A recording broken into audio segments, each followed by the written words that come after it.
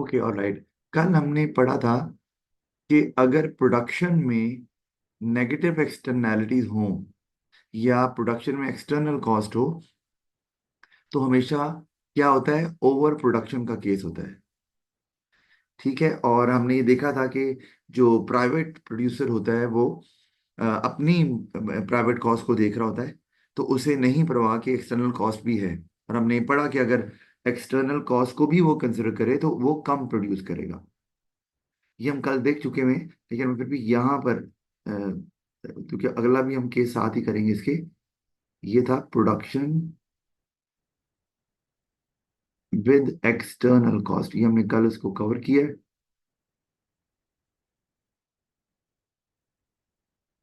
और हमने यही देखा कि हम जो डिमांड सप्लाई पढ़ते आए हैं, तो उसमें हमने यही पढ़ा था कि अगर ये सप्लाई जो है, जो सप्लाई को हम जिसे जानते हैं, वो एक्चुअली प्रोड्यूसर अपनी प्राइवेट कॉस्ट को देखते हुए सप्लाई कर्व को देख रहा होता है। और इसीलिए जब क्या कहते हैं, जब प्राइस बढ़ती है तो प्रोड्यूसर को प्रॉफिट ज़्यादा नज़र आ रहा होता है। अगर कॉस्ट में कोई चेंज नहीं आ रहा तो वो ज़्यादा प्रोड्यूस करने के लिए तैयार होता है। और अगर इस प्राइस के ऊपर वो इतनी प्रोडक्शन करने के लिए तैयार है, ये सप्लाई कर्व है। और हमने कल पढ़ा कि सप्लाई कर्व जो है वो मार्जिनल कॉस्ट कर्व या मार्जिनल प्राइवेट कॉस्ट कर्व को भी सप्लाई कर्व बोलते हैं। ये हमने देख लिया। और हमने ये देखा कि वो इतना प्रोड्यूस कर रहा है, लेकिन अगर प्रोडक्शन में एक्सटर्नल कॉस्ट मौजूद है या नेगेटिव एक्सटर्नैलिटी मौजूद है, तो ये जो प्रोडक्शन हो रही है ओ क्यू पे, ये ज़्यादा हो रही है। और अगर एक्सटर्नल कॉस्ट को भी कंसिडर किया जाए, क्योंकि इसमें सिर्फ और सिर्फ प्राइवेट कॉस्ट को कंसिडर किया जाए, अगर एक्सटर्नल कॉस्ट को भी कॉस्ट माना जाए, तो कॉस्ट आपको पता है सप्लाई कर्व को लेफ्ट साइड पे शिफ्ट करता है, being a non price factor. और फिर असूलन सप्लाई जो है वो इतनी होनी चाहिए, और क्यू नॉट पे रादर देन क्यू। तो हम कह सकते हैं कि वो क्यू पे प्रोड्यूस कर रहा है क्योंकि वो सिर्फ अपने बेनिफिट को मैक्सिमाइज करना चाह रहा है। यहाँ पर अम, कह सकते हैं कि वो अपने प्राइवेट बेनिफिट या प्राइवेट कॉस्ट को कंसिडर कर रहा है। Private cost is considered. और यहाँ पे जो क्यू नॉट है, अगर यहाँ ये वो लेवल है जो हम कहेंगे कि ये डिजायरेबल लेवल। ठीक है, और डिजायरेबल लेवल किसके लिए है ये? ऑफ कोर्स सोसाइटी के लिए। क्योंकि जब सोसाइटी की बात कर रहे हैं तो यहाँ पर एक्सटर्नल कॉस्ट को भी कंसिडर किया जा रहा है, यानी कि इसमें प्राइवेट कॉस्ट और एक्सटर्नल कॉस्ट दोनों को कंसिडर किया जा रहा है। ठीक है, ये प्राइवेट और एक्सटर्नल कॉस्ट को कंसिडर किया जा रहा है, तो आसान लफ्जों में हम कह सकते हैं कि सोशल कॉस्ट को कंसिडर किया जा रहा है। और सोसाइटी के लिए डिजायरेबल लेवल वही होता है जहां पर आपने ये देखना होता है कि आपकी सोशल कॉस्ट जो है वो कितनी है, और उसके बाद फिर आप रिसोर्स एलोकेशन देखते हैं कि ज्यादा करनी चाहिए या कम करनी चाहिए।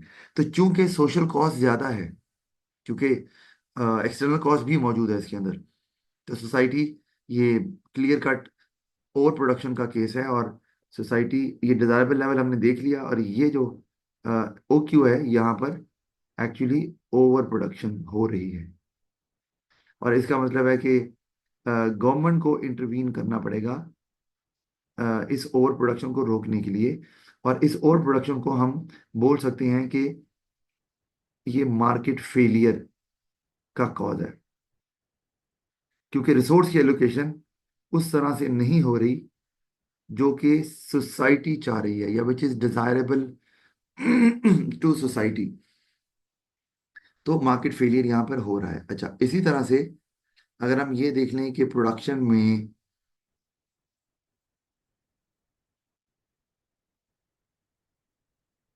अच्छा, और ये जो S1 है, ये मैं अब बताना भूल गया।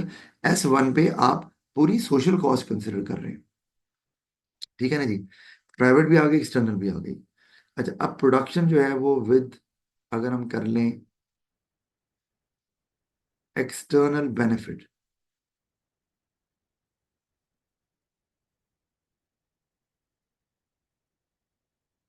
अच्छा, पहले ना हम ऐसा करते हैं कि इसका पहले, ये तो मैंने आपको समझाने के लिए डायग्राम बनाई है। एक्चुअली डायग्राम फर्क है, तो पहले ऐसा करते हैं वो डायग्राम देख लेते हैं। ये तो लॉजिक मैंने आपको एक्सप्लेन किया है, तो पहले उसको देख लेते हैं, इसको इसकी तरफ फिर आते हैं अभी। सर मेरा एक क्वेश्चन है। अच्छा, अब पहले हम ये देख लें पहले कि जो प्रोड्यूसर होता है या कंज्यूमर होता है वो अपने प्राइवेट बेनिफिट को मैक्सिमाइज करते हैं। ठीक है, अपने प्राइवेट बेनिफिट को मैक्सिमाइज करते हैं, और वो कहाँ है? जहां पर डिमांड और सप्लाई बराबर आ रही है, तो प्रोड्यूसर और कंज्यूमर दोनों का बेनिफिट मैक्सिमाइज हो रहा है। लेकिन ऑफ कोर्स ये जो मार्जिनल प्राइवेट कॉस्ट है, इसके अंदर जो है वो एक्सटर्नल कॉस्ट जो है वो कंसिडर नहीं हो रही। यानी कि इसमें इग्नोर क्या की जा रही है? Marginal external cost is ignored. इसका मतलब यही हुआ कि आप सोशल कॉस्ट को, यानी कि मार्जिनल सोशल कॉस्ट कंसिडर नहीं हो रही। Marginal social cost is not considered जब आप प्राइवेट बेनिफिट को मैक्सिमाइज करने की तरफ जाते हैं। इसी तरह से ये जो आपका marginal private benefit, of course आपको पता है इसको हम सप्लाई का बोलेंगे, जैसे हमने अभी कल भी बात की और आज जो सप्लाई कब की बात कर रहे थे अभी, वो एमपीसी ही है। अच्छा, मार्जिनल प्राइवेट बेनिफिट अगर है तो इसको हम ऑफ कोर्स डिमांड का बोलते हैं। ये भी हमने कल जान लिया था कि क्यों कहते हैं। और इसमें जो है वो क्या हो रहा है कि marginal external benefit is ignored, उसको नहीं कंसिडर किया जा रहा। और इसका मतलब यही है, अगर वो इग्नोर हो रहा है तो marginal social benefit is not consider, उसको नहीं किया जाता कंसिडर जब आप प्राइवेट बेनिफिट को मैक्सिमाइज करने के लिए कंज्यूम कर रहे हैं या प्रोड्यूस कर रहे हैं। तो ये मार्केट इक्विलिब्रियम तो है। इसीलिए ये जो अब यहाँ पर इक्विलिब्रियम आ रहा है, ये वही वाला इक्विलिब्रियम है जो आप पढ़ते रहे, मार्केट इक्विलिब्रियम है। ठीक है, और ये मार्केट फोर्सेस जो डिमांड सप्लाई की हैं वो तय कर रही हैं कि रिसोर्स की एलोकेशन कैसे होगी। ठीक है, लेकिन हम इसको बोलेंगे कि ये जो है ये इनएफिशिएंट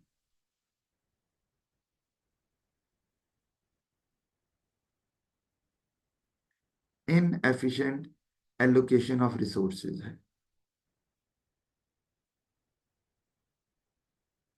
क्योंकि इसमें एक्सटर्नल कॉस्ट और एक्सटर्नल बेनिफिट को कंसिडर नहीं किया जा रहा। अच्छा, अगर मैं ये कहूँ तो ये जो आउटपुट लेवल हमें नजर आ रहा है ये इनएफिशिएंट है, सोसाइटी के लिए डिजायरेबल नहीं है। अच्छा, मैं अगर ये कहूँ marginal social cost is equal to marginal private cost, इसका क्या मतलब है? इसको हम क्या समझें? अच्छा, मैं अगर ये कहता हूँ कि marginal social cost is equal to marginal private cost है एक किसी प्रोडक्शन के डिसीजन में, तो मुझे बताएं कि क्या इसमें एक्सटर्नल कॉस्ट है या नहीं है? क्या नहीं है नहीं है? क्यों? सर, क्योंकि मार्जिनल सोशल कॉस्ट में दोनों एक्सटर्नल और प्राइवेट कॉस्ट आ जाती है, और अगर वो इक्वल टू प्राइवेट कॉस्ट है, इसका मतलब है कि एक्सटर्नल कॉस्ट जीरो है। वेरी गुड, बिल्कुल सही आपने बताया। इसका मतलब है कि एक्सटर्नल कॉस्ट यहाँ पर जीरो है। तो जब भी आपको ये कंडीशन नजर आएगी तो अंडरस्टूड है कि आपकी यहाँ पे कोई एक्सटर्नैलिटी नहीं है प्रोडक्शन में। तो मार्जिनल एक्सटर्नल कॉस्ट जो है वो यहाँ पे जीरो नजर आ रही है। तो मुझे तो ये एक्सप्लेन करने की भी आपको जरूरत नहीं है, लेकिन चले, मैं फिर भी marginal social cost is equal to marginal private cost plus marginal external cost. तो जाहिर बात है, अगर मार्जिनल कॉस्ट 100 है और मार्जिनल प्राइवेट कॉस्ट भी 100 है, तो of course marginal external cost zero ही होगी। अच्छा, तो अब अगर मैं यहाँ पर ये लिख दूं कि ये मार्जिनल प्राइवेट कॉस्ट यहाँ लिखी हुई है ना, और मैं लिख दूं यहाँ पर, अगर लिख दूं is equal to marginal social cost, इसका मतलब है प्रोडक्शन में किसी किस्म की एक्सटर्नैलिटी है ही नहीं। इसी तरह से मैं अगर ये कह दूं कि marginal social benefit is equal to marginal private benefit है। तो चूंकि हम इसको डिमांड कर्व कंसिडर कर रहे हैं, मार्जिनल प्राइवेट बेनिफिट को, हम कंजम्पशन की बात यहाँ कर लेते हैं कि इसका मतलब वही हुआ जो आपने जिस तरह ऊपर की है कि मार्जिनल एक्सटर्नल बेनिफिट यहाँ पर जीरो होगा। और इसी तरह से अगर हम ये कह दें कि marginal social cost is greater than marginal private cost, तो इसका अंडरस्टूड मतलब है कि यहाँ पर जो मार्जिनल एक्सटर्नल कॉस्ट है वो एग्जिस्ट करती है। मार्जिनल एक्सटर्नल कॉस्ट एग्जिस्ट, और एनी केस में वो नेगेटिव एक्सटर्नैलिटी मौजूद है। और इसी तरह मार्जिनल सोशल बेनिफिट अगर मार्जिनल प्राइवेट बेनिफिट से ज़्यादा हो रहा है, तो इसका मतलब है कंजम्पशन में जो है वो एक्सटर्नैलिटी मौजूद है। अच्छा, मैंने ये खैर छोटा लिख दिया मैंने, ग्रेटर देन।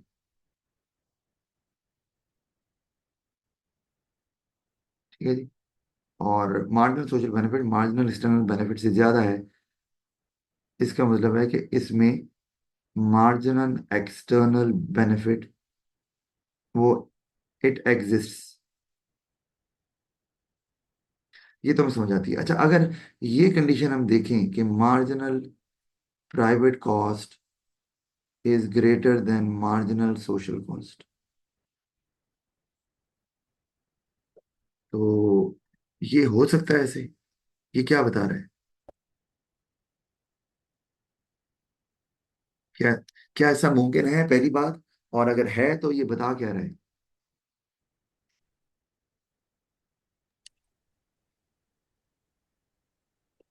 कि सर एक्सटर्नल कॉस्ट नेगेटिव में है।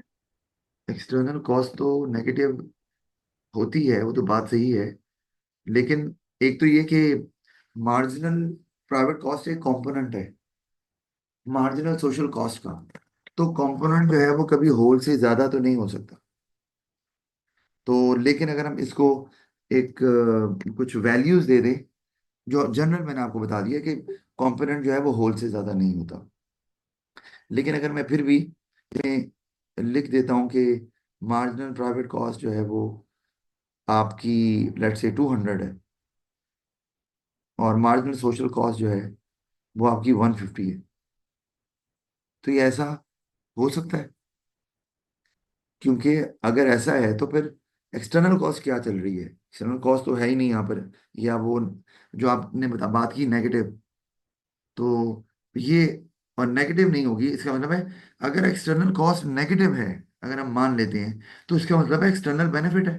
जारी बात है। इसी तरह अगर मैं कहूँ एक्सटर्नल बेनिफिट नेगेटिव है, इसका मतलब वो एक्सटर्नल कॉस्ट है। तो हम कभी भी कॉस्ट को बेनिफिट में थोड़ी ऐड करते हैं, क्योंकि हम यहाँ पे ये नहीं निकाल रहे। यहाँ पे ये नहीं है नेट बताएं जी नेट सोशल कॉस्ट कितनी है। तो फिर तो समझ आती है, नेट का वर्ड तभी आता है जब आपने माइनस करना होता है बेनिफिट को कॉस्ट में से। बहरहाल, इसको हम कि बोल सकते हैं कि नेट बेनिफिट। तो फिर तो समझ आती है, आप बेनिफिट को कॉस्ट में से माइनस करेंगे। या अगर लिखा हुआ है नेट, अच्छा मैं चलिए ये भी बता ही देता हूँ, एक मिनट। कि मैं अगर यहाँ लिखता हूँ नेट सोशल कॉस्ट, तो इसका मतलब आप कुछ निकाल रहे हैं कॉस्ट में से। तो इसका मतलब ये है कि आपने जो आपका सोशल बेनिफिट था उसमें से आपने माइनस किया सोशल कॉस्ट को। ठीक है। लेकिन नेट सोशल कॉस्ट क्यों लिखा हुआ है? क्योंकि इस केस में आपका जो आपकी जो सोशल कॉस्ट थी वो ग्रेटर देन सोशल बेनिफिट है। इसलिए जब माइनस किया तो बाकी सोशल कॉस्ट ही बची, तो उसको नेट सोशल कॉस्ट बोल देंगे। अच्छा, इसी तरह अगर नेट सोशल बेनिफिट की बात करें,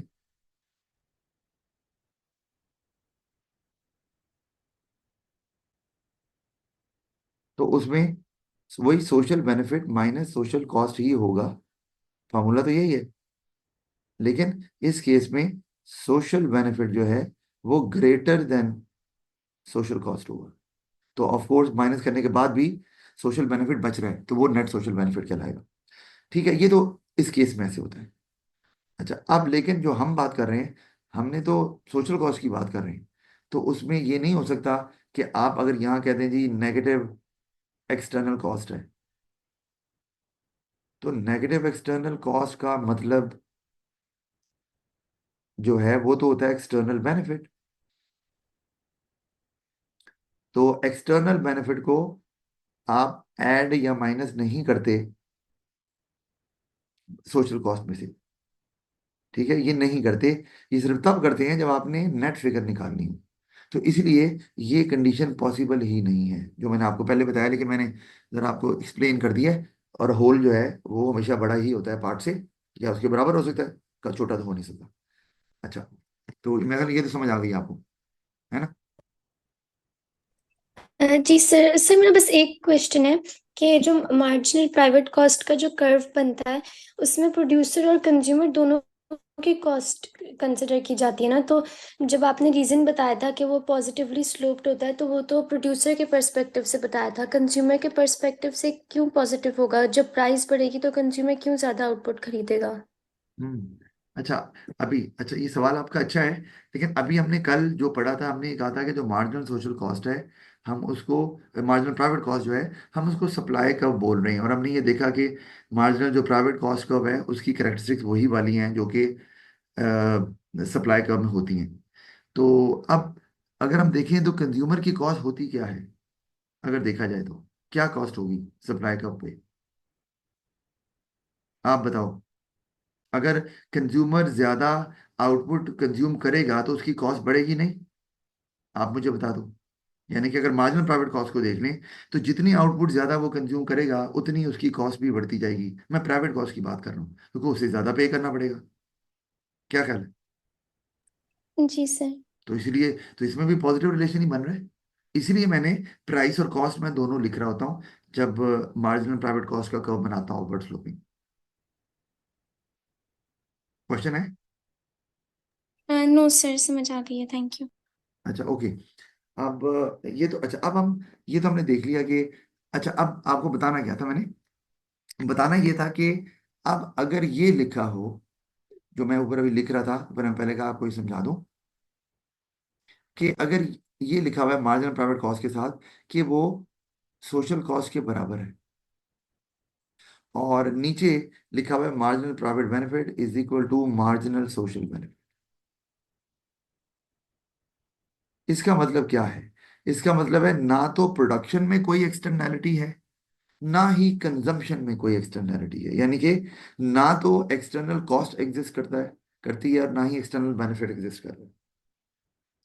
तो इसका मतलब है कि फिर अगर ऐसा है कि एज प्रोडक्शन में या कंजम्पशन में कोई एक्सटर्नैलिटी है ही नहीं, तो फिर जो प्राइवेट बेनिफिट मैक्सिमाइजिंग आउटपुट है, इसको हम सोशली ऑप्टिमम लेवल भी बोलेंगे। यानी कि ये प्राइवेट बेनिफिट को तो मैक्सिमाइज कर रहा है, लेकिन सोसाइटी के लिए भी ये डिजायरेबल लेवल ही है, क्योंकि इसमें आउटपुट वो एक्सटर्न कोई पॉजिटिव या नेगेटिव कॉस्ट नहीं है। तो इसका मतलब है अंडर प्रोडक्शन या ओवर प्रोडक्शन या अंडर कंजम्पशन या ओवर कंजम्पशन का कोई सीन ही नहीं है इसके अंदर। तो ये आपको इसलिए बताना था, क्योंकि आगे हम इस पे बात करेंगे और ये कंडीशन हमारे सामने आएंगे। अच्छा, अब हम चल रहे हैं, जो मैंने आपको अभी एक बताया है कि अगर ओवर प्रोडक्शन हो तो क्या होता है। सोशली ऑप्टिमम लेवल में आपको एक्सप्लेन अभी कर दिया है मैंने।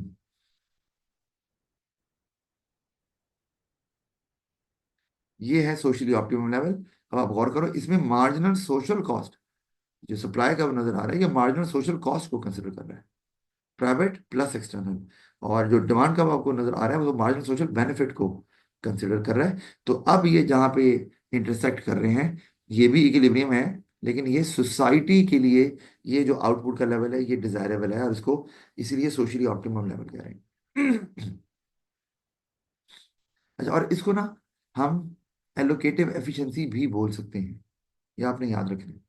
हमने ऊपर पढ़ा एलोकेटिव एफिशिएंसी, लेकिन अगर हमने इस तरह से शो करना हो तो ये एलोकेटिव एफिशिएंसी को शो करता है कि आपने, और एलोकेटिव एफिशिएंसी होती यही है कि आपने सोसाइटी के इंटरेस्ट को देखकर फिर रिसोर्स की एलोकेशन करनी होती है। तो रिसोर्स की एलोकेशन अगर इस वे में बेस्ट है तो एलोकेटिव एफिशिएंसी अचीव हो गई। तो उसमें वो जो हमने पढ़ा था M C is equal to P, वो हमें फिर यहाँ वो कंडीशन भी है, लेकिन हम उसको इस तरह से भी जो है वो दिखा सकते हैं। अच्छा, पॉजिटिव एक्सटर्नैलिटी इन प्रोडक्शन, ये आपने खुद ही पढ़ना है, मैंने एक्सप्लेन किया हुआ है। हम डायग्राम देखेंगे, और अगर नहीं डायग्राम समझ आएगी तो फिर उसको एक्सप्लेन भी कर देंगे साथ, मतलब मैं ड्रॉ कर दूंगा। लेकिन जो पहले की, अब आप गौर करें इसमें, हमारे पास जो ओरिजिनल डिमांड कर्व है ना, वो है ये वाला। और यहाँ पे मैंने लिख दिया है M marginal social benefit is equal to marginal private benefit. अच्छा, यहाँ मैंने प्राइस भी ली हुई है, कॉस्ट भी ली हुई है, और बेनिफिट भी लिया हुआ है। अच्छा, अब क्योंकि इसमें कंज्यूमर भी आ रहा है, प्रोड्यूसर भी आ रहा है, अब यहाँ पर इसका क्या मकसद है? ये जो लिखा है, अब ये डिमांड कर्व है ना, is equal to demand curve. तो ये डिमांड कर्व में ये marginal social benefit is equal to marginal benefit लिख दिया। इसका मतलब है कंजम्पशन में कोई एक्सटर्नैलिटी मौजूद नहीं है, तो हमें वो डिमांड कर्व नजर आ रहा है एक। अच्छा, अब अगर आप सप्लाई कर्व देखो तो वो ये वाला है, मार्जिनल प्राइवेट कॉस्ट का पहला, और उसका इक्विलिब्रियम यहाँ पर आ रहा है, और वो इस P1 प्राइस पर ओ क्यू क्वांटिटी को प्रोड्यूस कर रहा है। तो ये कौन सा लेवल है, इसको क्या बोलेंगे? इस आउटपुट लेवल को क्या बोलेंगे? सर जहाँ पर इक्विलिब्रियम है। हाँ, जहाँ पे ई है और जो अब ये क्यू पे आप प्रोड्यूस कर रहे हैं, तो इस लेवल को क्या कहेंगे? Inefficient allocation of resource. हाँ, बिल्कुल कहेंगे। तो ये है private benefit maximising level of output, क्योंकि इसमें प्राइवेट कॉस्ट को ही कंसिडर किया जा रहा है। अच्छा, प्राइवेट बेनिफिट में तो चूंकि एक्सटर्नल है ही नहीं, तो उसका तो कोई उसकी टेंशन ही नहीं है, टेंशन सारी है इसकी। इसका मतलब है कि अगर प्राइवेट कॉस्ट यहाँ पर है, और हम केस पढ़ रहे हैं कि एक्सटर्नल कॉस्ट मौजूद है, प्रोडक्शन में नेगेटिव एक्सटर्नैलिटी मौजूद है, तो इसका मतलब है कि एक मिनट, नेगेटिव है कि, सॉरी, पॉजिटिव एक्सटर्नैलिटी, प्रोडक्शन में पॉजिटिव एक्सटर्नैलिटी मौजूद है, ठीक है। इसका मतलब है कि प्रोडक्शन ज्यादा होनी चाहिए। अगर प्रोडक्शन में पॉजिटिव एक्सटर्नैलिटी है, तो हम फिर सप्लाई कर्व की बात करेंगे ना, क्योंकि प्रोडक्शन है वो प्रोड्यूसर करता है, तो हम फिर सप्लाई कर्व को ही छेड़ेंगे। और सप्लाई कर्व जाहिर होता है एमपीसी है हमारा। तो अभी जहां पर प्रोड्यूस कर रहा है, सोसाइटी की नज़र में इससे ज़्यादा प्रोड्यूस करना चाहिए, तो अगर इसमें एक्सटर्नल कॉस्ट भी शामिल कर लें, तो आपको यहाँ आना चाहिए। ये मार्जिनल सोशल, अच्छा ये हुआ क्या? ये मार्जिनल सोशल कॉस्ट नीचे क्यों आ गई? क्योंकि इसमें एक्सटर्नैलिटी है ना, यानी कि सोसाइटी की नज़र में इस चीज़ की प्रोडक्शन की कॉस्ट कम है। तो अगर कॉस्ट कम होती है, तो सप्लाई का तो राइट पे शिफ्ट होता है, तो उसको एक्चुअली राइट पे जाना चाहिए, कॉस्ट जो कम हो रही है। लेकिन चूंकि एक्सटर्नल कॉस्ट को प्रोड्यूसर कॉस्ट मानता ही नहीं है, इसलिए वो ये नहीं कंसिडर कर रहा कि कॉस्ट कम है, वो उसको ज्यादा समझ रहा है। और जिसकी वजह से जो प्राइवेट, क्योंकि वो तो, जब आप एक्सटर्नल कॉस्ट को कंसिडर करेंगे, तो फिर तो मार्जिनल सोशल कॉस्ट आप कंसिडर करेंगे ना, तो वो कम है। लेकिन वो सिर्फ प्राइवेट कॉस्ट को देख रहा है, तो वो फिर आपका प्रॉब्लम आ गया कि वो कम प्रोड्यूस कर रहा है। तो जो आपका क्यू है या ओ क्यू लेवल है, वहां पर अंडर प्रोडक्शन हो रही है। अब इसमें हमने, और होना कहाँ चाहिए था, सोशल कॉस्ट आपको होना चाहिए था E1 पे, यानी कि जो डिजायरेबल लेवल है टू सोसाइटी वो Q1 है, और आप क्यू पे प्रोड्यूस कर रहे हैं। तो अब क्यू पे देखो हो क्या रहा है। क्यू पे, अब आप गौर करो, मैं नीचे से ना ऊपर, अच्छा चलो, क्यू पे अगर मैं ऊपर जाऊं, यहां से ना मैं लाइन साथ साथ लेके जा रहा हूँ, ठीक है, ताकि नजर आए।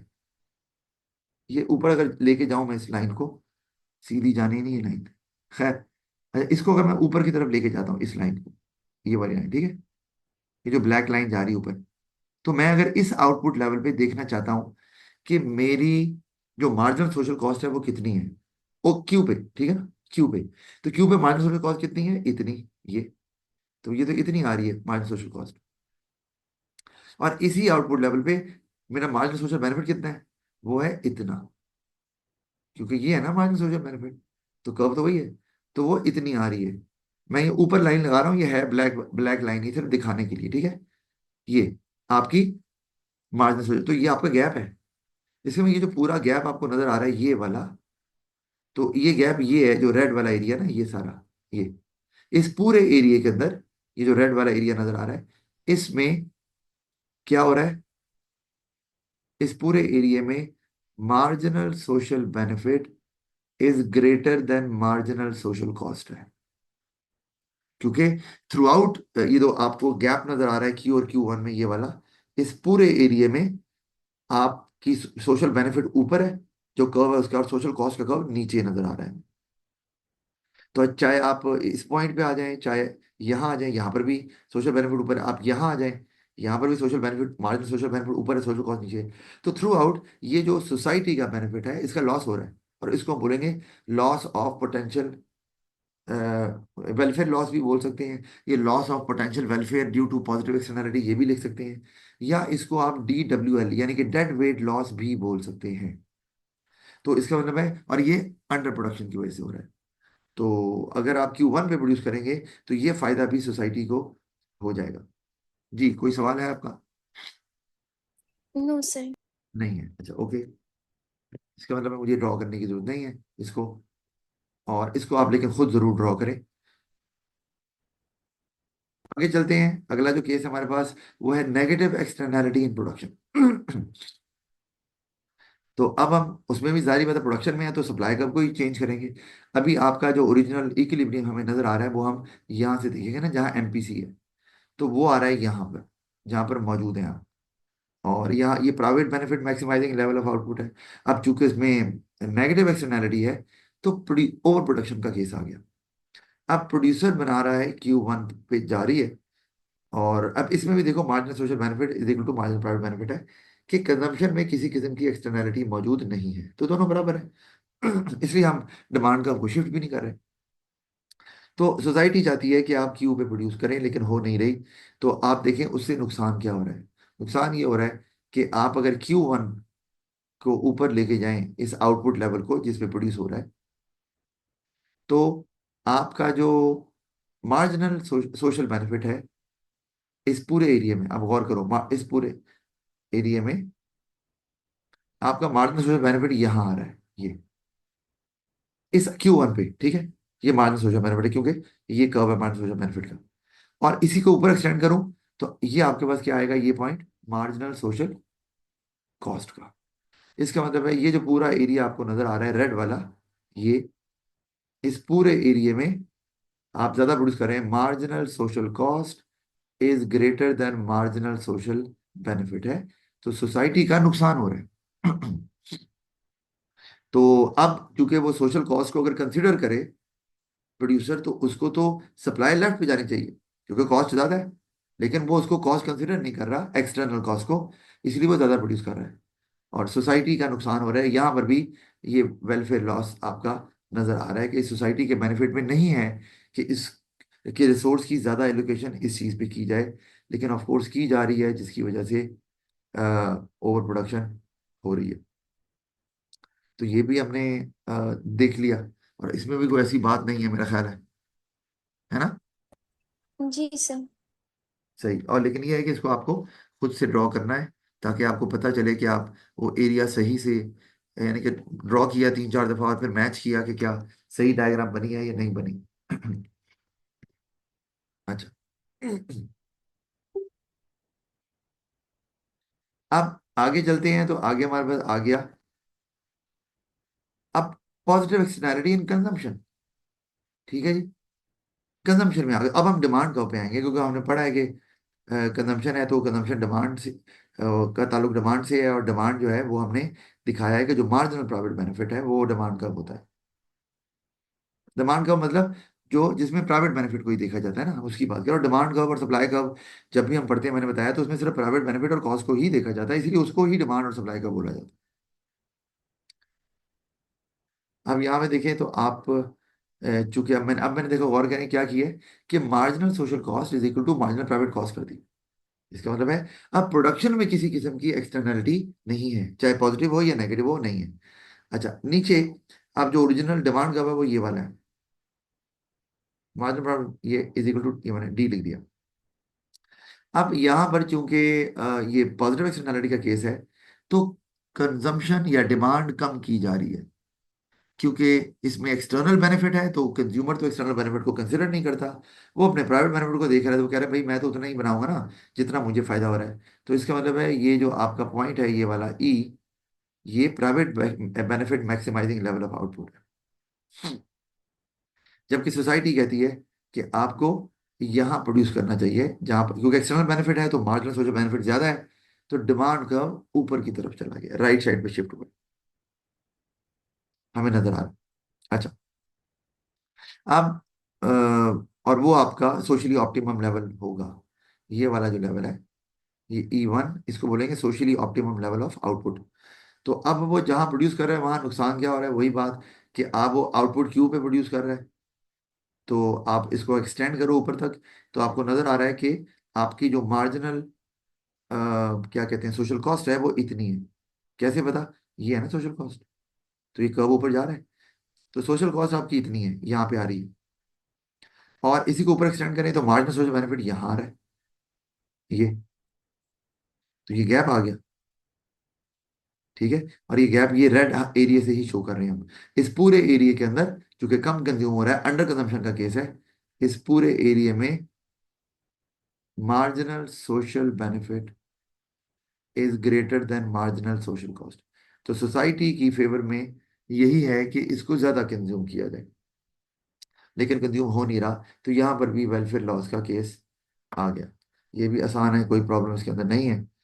और वैसे तो ये अभी हम क्या पढ़ रहे हैं, मार्केट फेलियर का केस पढ़ रहे हैं ना, कि मार्केट की फोर्सेस जब रिसोर्स की एलोकेशन इस तरह से नहीं करती कि सोसाइटी के बेनिफिट को मैक्सिमाइज करें या सोशली ऑप्टिमम लेवल पे प्रोड्यूस या कंज्यूम किया जाए, तो हम कहते हैं मार्केट फेल हो रही है। अच्छा, अब इसी तरह आप नेगेटिव एक्सटर्नैलिटी इन कंजम्पशन देख लें, तो उसमें भी वही कि आपका जो ओरिजिनल जो डिमांड का है वो ये है, और इसमें भी हमने marginal social cost equal to marginal private cost की है। कोई प्रोडक्शन में एक्सटर्नैलिटी नहीं है, और आप जो अभी फिलहाल इक्विलिब्रियम यहाँ है, private benefit maximising level of output यहाँ है, जबकि सोशली ऑप्टिमम लेवल जो है वो यहाँ पर मौजूद है। वो चाहते हैं क्यू प्रोड्यूस हो, और कंज्यूम होगी तो प्रोड्यूस होगी ना, और वो लेकिन Q1 पे प्रोड्यूस किया जा रहा है, यानी कि ये कंजम्पशन का केस है। तो इसमें रिसोर्स एलोकेशन कैसे आ रही है, ऐसी आ रही है कि जब डिमांड नहीं होगी तो प्रोड्यूस भी नहीं होगा, और जब डिमांड ज़्यादा होगी तो प्रोड्यूस भी होगा। तो इसमें भी एलोकेशन तो गड़बड़ हो ही रही है। तो इसमें अगर Q1 पे प्रोड्यूस किया जा रहा है, ज़्यादा प्रोड्यूस किया जा रहा है, ओवर कंजम्पशन हो रही है, तो प्रॉब्लम क्या हो रही है, प्रॉब्लम ये हो रही है कि अगर हम इसको एक्सटेंड करें, इस लाइन को, तो हमें नजर आ रहा है कि यहाँ पर मार्जिनल सोशल बेनिफिट जो है वो इतना है Q1 आउटपुट लेवल पे, और मार्जिनल सोशल कॉस्ट जो है वो यहाँ पहुंची हुई है। तो ये पूरा एरिया जो हमें नजर आ रहा है जो रेड लाइन से, यहाँ क्या है कि marginal social cost is greater than marginal social benefit. तो सोसाइटी के लिए ये पॉइंट लेवल डिजायरेबल नहीं है, और ये जो एरिया दिखा रहे हैं इस पूरे एरिया में यही हो रहा है, तो कंजम्पशन कम करने की जरूरत है। तो यहाँ पर भी मार्केट जो है वो फेल ही हो रही है। तो हमने चारों केसेस पढ़ लिए, प्रोडक्शन के भी कंजम्पशन के भी, कि मार्केट फेल हो रही है और उससे क्या सोसाइटी का नुकसान हो रहा है, वो हमने एरिया भी हाईलाइट करके दिखा दिया। अच्छा, एक चीज कि अगर आपको पेपर में ये आ जाए कि भाई एरिया फाइंड आउट करें, तो आप एरिया को हाईलाइट तो कर सकते हैं कि ये वाला एरिया हमें नजर आ रहा है, अगर उसने आपको पॉइंट्स भी दिए हुए E1, और यहाँ पे भी कोई पॉइंट अगर आपको दे दे इस जगह पे। लेकिन अगर वैल्यू निकालनी हो ना, वैल्यू, तो एक जेन में बात रखनी है कि फिर उन्होंने आपको वैल्यूज दी होंगी, यहाँ पर भी वैल्यू दी होगी, फिर यहाँ भी दी होगी कुछ ना कुछ तो। ठीक है, तो फिर हो सकता है कि आपको ये एरिया जो है उस एरिया का फॉर्मूला आपको लगाना पड़ जाए, बहुत कम होता है वैसे, नहीं होगा। फिर भी मैंने कहा आपको एक चीज बता दूं कि ये एरिया ऑफ, तो फिर ये हमें क्या चीज, किसका एरिया है ये अब स्क्वायर का भी हो सकता है, यहाँ स्क्वायर तो नहीं है, तो यहाँ तो ट्रायंगल है, तो फिर आप ट्रायंगल का एरिया का फॉर्मूला लगा के इसको आंसर निकाल सकते हैं, अगर वैल्यूज में आ जाए, जो कि जनरली नहीं आता, लेकिन एक आधा दफा शायद इस तरह से आया हुआ है, लेकिन वो आसान है कैलकुलेट करना। तो और वो आपको खैर इतनी मैथ सॉल्व में पड़ी हुई है, तो पता ही है आपको। तो ये हमने कर लिया, अब आगे फिलहाल हम आगे नहीं जाते अभी, आज के लिए हम ऐसा करते हैं कि इतना ही काफ़ी है, और फिर कल इसको कंटिन्यू करेंगे। कोई सवाल है तो आप